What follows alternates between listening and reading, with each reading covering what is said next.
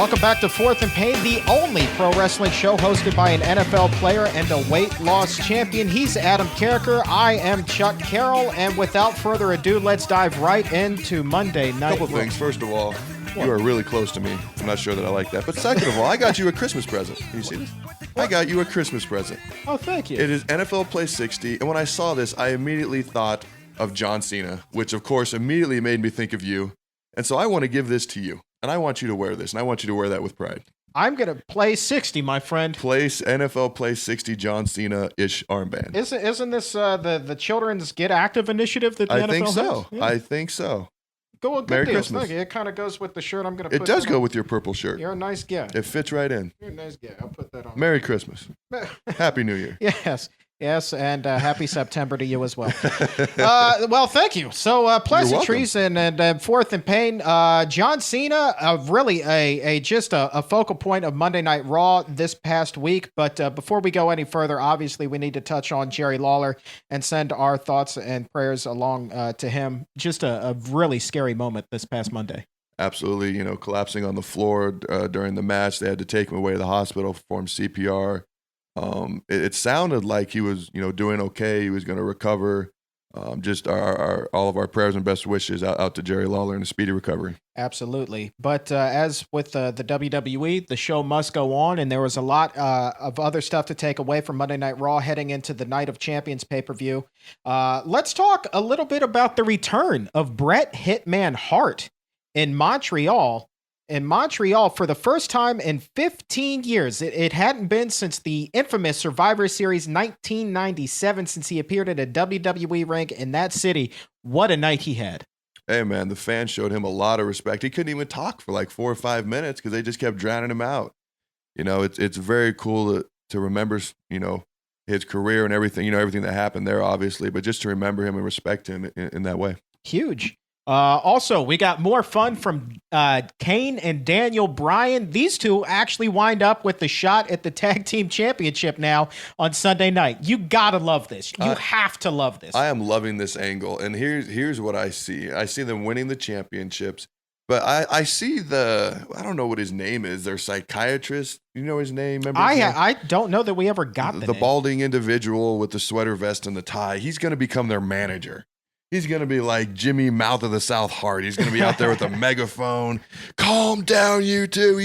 I see this thing. I love it. And everyone just loves it. And it's taking off. They're going to win the belts. And it's just, I think it's going to be something that carries possibly over into WrestleMania, maybe a singles match down the road, possibly. But I see that guy actually playing a part as maybe their manager as well. Well, it'll be interesting to see if they actually walk away with the tag team titles. I think that's going to dictate a lot about where their future is headed on Sunday night on pay-per-view. Personally, I'm pulling for it. I think that this is fantastic. And if they put out a Kane and Daniel Bryan t-shirt, I'm going to be the first in line to buy it. I'll tell you that right now. Management. No doubt. All day, every day. But who stole the show? And this is a guy that I just think the world of. CM Punk, the current champion, is just doing his thing. But you, my friend, you told me you were quite enamored with John Cena's performance. This guy, I remember when they came out with the top 10 or the top 50 guys on the mic of all time or whatever, during the summer. I believe he was in there somewhere. I think it was like number 7 or 8.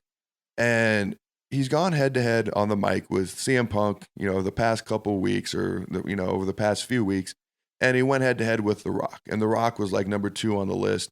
And I still think The Rock is better on the mic overall. But any time he went head to head, I felt like maybe The Rock was rusty. Maybe, I don't know. But I felt like Cena won every time. And whenever he goes head to head with CM Punk, who's very good on the mic, especially last Monday on Raw, he ends up like he's schooling the guys. I feel like he's a lawyer in the courtroom talking to the jury. He's kind of talking here, he's kind of talking there, but he must be really smart because he brings it all together at the end and it just makes so much sense.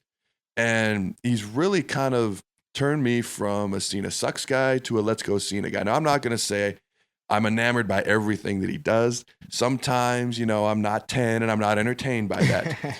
But I do have a lot of respect because he comes out every week. He is who he is. He doesn't change because people like him or hate him.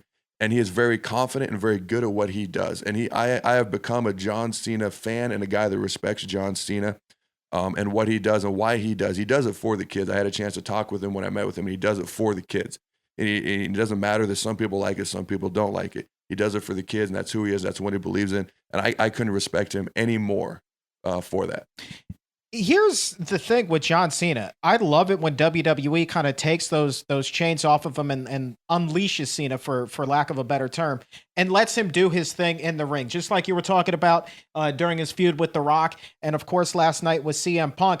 And when he actually spoke French, typically that is a way to get a cheap pop, but he made it awesome. The way that he brought that thing full circle. That was awesome. Translated means I'm going to beat your... I've never seen that before. A different language in the ring, and then he talked about how CM Punk stole Randy Savage's elbow drop and all that stuff. That was he did an awesome job. It made me wonder. He sounded really convincing, as though he had taken some French classes, maybe in college, maybe in high school. I don't know, but he sounded pretty good. Certainly, he got more French in him than what he just learned Monday night on Raw. That's for sure. He said something about I might be a little rusty, so I'm guessing he took like a class or something like that. Something like you said. Where do you think that this feud is going to go? This is a debate that you and I have had. It's kind of been ongoing since he and CM Punk have started tangling. But where, honestly, do you think that this is going to go? In your heart of hearts, forget predictions, forget what you think is right. Where is this going? I'm not sure, because somehow The Rock's going to face one of these two guys. So I'm trying to figure out, are they going to have CM Punk with the belt face The Rock at Royal Rumble, rematch Cena at WrestleMania, which you seem to love? Or are they going to do Cena rematch with Rock, and then, Rock and CM Punk at WrestleMania? I'm leaning towards, I don't want to see Cena and Rock again at WrestleMania. So I'm thinking Cena versus Rock at Royal Rumble, which is going to lead into CM Punk Rock at WrestleMania. Okay. I can see that. You're banking the rematch at the Royal Rumble. I see this whole WrestleMania thing playing out, but regardless, and I think that Cena is going to walk away with the title Sunday night at the Night of Champions on pay-per-view. Call your local cable provider. And I really think that that's just going to launch CM Punk's heel turn and his character into the stratosphere, because as you and I have touched on, he is so much better as the heel, and he will truly embrace this role and get over like nobody's business if he is pouting about having lost the title. And I think that that's going to happen Sunday night. I think actually what's funny, keeping the belt is actually hurting him, because I think people are tired of seeing it. I think people want to see something different. He's had it for 318 days. I think losing it and regaining it at some point, like you said, will launch him into the stratosphere. So I think he actually needs to lose this match. I agree. And but before we wrap up, just a tip of the hat as somebody that's actually gone in and dabbled in the pro wrestling industry himself, for Cena and Punk to be able to pull that off at the end of Raw, and Bret Hart for that matter, to go out there despite the circumstances, the adversity surrounding the night with Jerry Lawler having gone down, and obviously everybody's very tense and emotional on that show. And for them to go out there and still perform at that level and make people forget about what happened for those 15 minutes, that is truly, truly, truly remarkable. And my hat is off to both of them as professionals.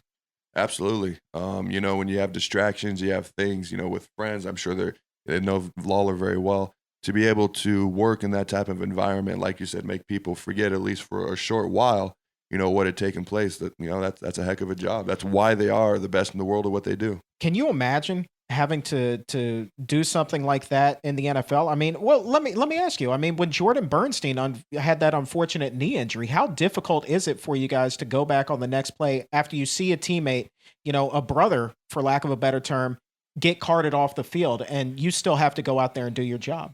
I mean, you try to put it past you right away. But it usually takes a play or two, and then you get back into the groove of the game, and you forget about it till the end of the game. Then obviously you check to see how he's doing. But it usually takes a play or two to get back into that groove.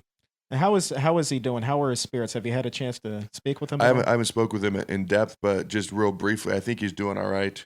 Obviously it's not good, but yeah. I think he's holding up all right.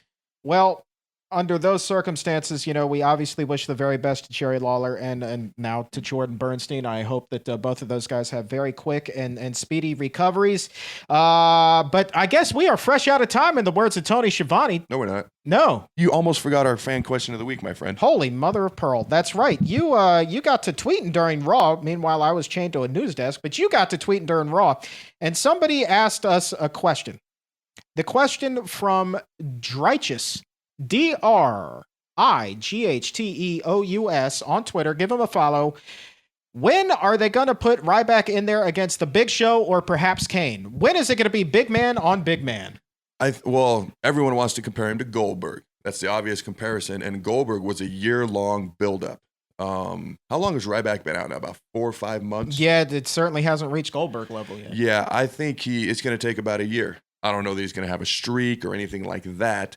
He'll stay undefeated because they don't want to mimic the streak or anything. But I think it's going to be about a year. Maybe at WrestleMania would be his first big time match, against somebody. But it's not going to happen for a while because he started out for so long against basically just local talent. Now he's kind of building up with some of the younger guys in the WWE. He'll probably get to some of the middle, and then for the upper echelon, like a Kane or a Big Show or whoever else he might face, I think that's gonna take a while. Again, you just have the eye for the business, man. I'm telling you, man. I did not even think about him having a big match at WrestleMania. That's why it's 27-13. Good God Almighty! I haven't even decided what I'm gonna wear yet. I think I have something in mind, but I don't know what I'm gonna do. It's just gonna be atrocious, whatever it is. I'm not. Well, you want me to argue? No, I agree. Oh yeah, yeah. Thank you. It's gonna be. I'm here for you, buddy. Yeah, be a star. Oh boy. Oh boy. You're yeah. way too close to me, by the way. We gotta get in on the camera. Move That's a over. new webcam. I don't like you that much. Come on now. So on that fun note, this is Fourth and Pain. We'll be right back. Woo-hoo!